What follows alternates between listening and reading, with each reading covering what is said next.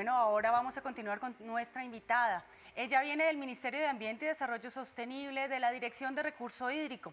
Se llama Diana Moreno.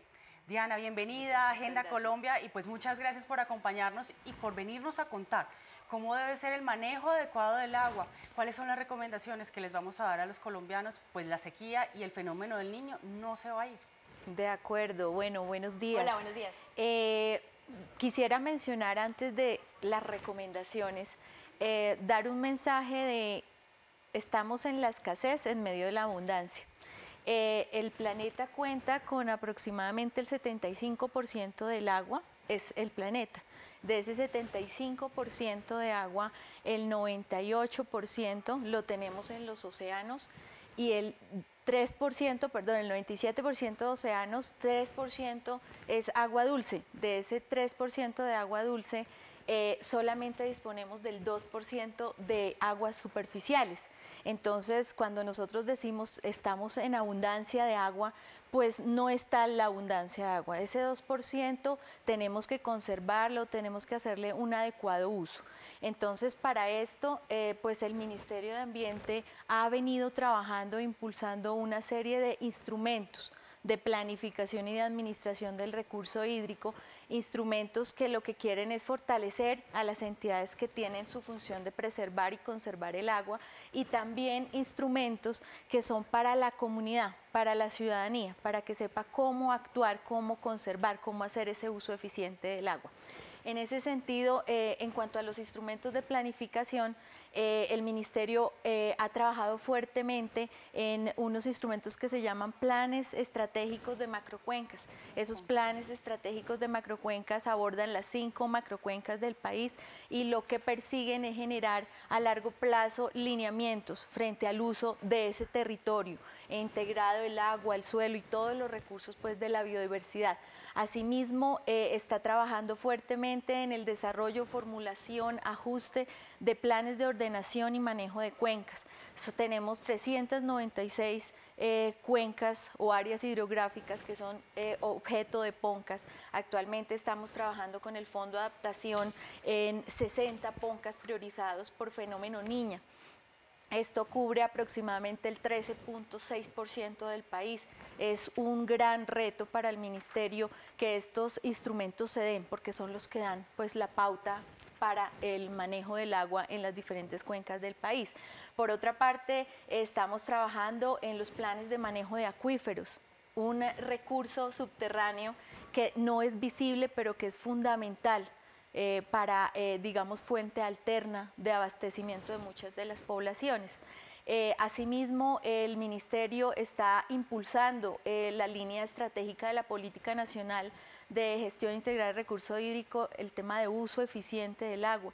En el tema de uso eficiente del agua estamos trabajando el 22-23 de septiembre, vamos a lanzar un seminario internacional de uso eficiente del agua, en donde su objetivo y el resultado del seminario es generar unos lineamientos del uso eficiente del agua, política, institucional, sectorial, y pues están todos cordialmente invitados a Diana, este seminario. A propósito, ahora que la escucho hablar sobre los acuíferos, sabemos que están principalmente en Santa Marta y esta región está sufriendo bastante por la sequía. Incluso la semana pasada el ministro de Vivienda estuvo allá.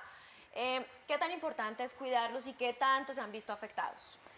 Este recurso, aproximadamente el 20% de este recurso se conoce. Entonces, como hay bajo, digamos, conocimiento e información sobre el recurso, pues nuestro llamado es obviamente a avanzar en el conocimiento del agua subterránea. Es un recurso sensible porque no la población o las instituciones y todos los que tienen manejo sobre él, digamos, no lo están haciendo de la mejor manera.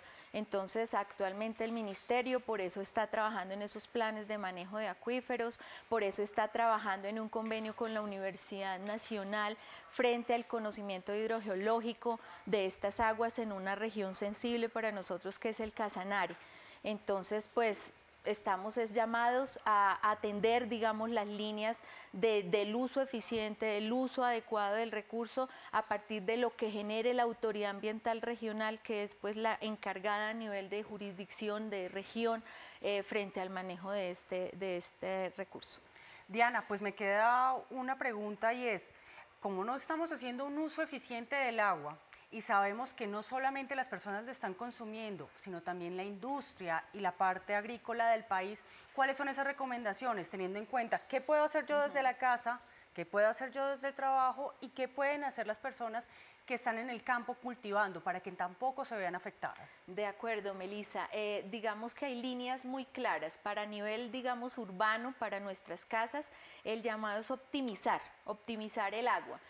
Nosotros usualmente estamos acostumbrados a lavarnos la boca y dejar la llave abierta, entonces no, cerremos la llave, tengamos baños cortos, digamos, en el hogar, no lavemos el carro con manguera, utilicemos un balde, optimicemos el agua de la lavadora en otras labores de la casa como los inodoros o como el lavado de pisos. Entonces ese es el llamado, digamos, para nosotros ciudadanos urbanos.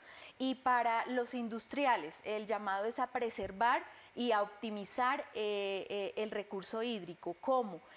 Hay alternativas de utilizar aguas lluvias, hay alternativas de hacer reuso de agua, hay alternativas, por ejemplo, los agricultores a generar un cambio, digamos, en su producción, en su cultivo, no generar tantos monocultivos, sino alternar con otras especies y eso ayuda a optimizar el uso del agua o desarrollar actividades silvopastoriles y ese es el llamado, o sea, realmente preservar, conservar y hacer uso eficiente de nuestro recurso. Sin embargo, seguimos viendo, hace poco estuvimos en Carmen de Bolívar donde se inauguró, donde se estrenó ya el acueducto después de tanto tiempo, pero seguimos viendo, no solo ahí, sino en muchas regiones, inclusive yo creo que aquí en la ciudad, gente que todavía lava la moto, lava los carros, que todavía como no existe esa conciencia, ¿qué hacer? O se maneja alguna campaña, o sea, ¿qué hacer para que la gente no malgaste este líquido y sobre todo en esta época?